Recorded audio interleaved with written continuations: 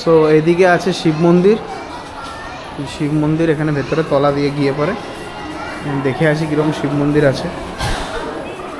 আমিও প্রথমে বুঝতে পারিনি, মা বললো যে নিচে যা, নিচে শিব মন্দির আছে।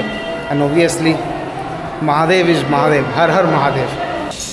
দারুণ মহাদেবের একটা মূর্তি, কি দারুণ লাগছে মহাদেবকে। সো তখন যখন আমরা ঢুকেছিলাম তখন এই প্রদীপগুলো জ্বলছিল না, ঠিক আছে? এখন আমি দেখাই, কি সুন্দর লাগছে, খুব সুন্দর লাগছে। প্রদীপের এগুলো দুদিকেই জ্বলছে, এদিকেও অ্যান্ড এদিকেও। কি ভালো লাগছে দেখতে।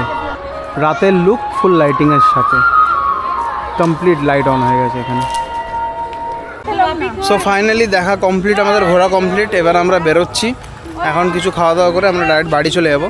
আপনাদেরকে বারবার বলছি, যদি আপনারা একটু শান্তির একটা কোনো জায়গা চান যেখানে একটু ঘুরতে চাইছেন, তাহলে আপনারা এখানে ভিজিট করতে পারেন। আবার আমি দেখিয়ে দিচ্ছি, এই যে ব্রহ্মদত্ত ধাম, ঠিক আছে?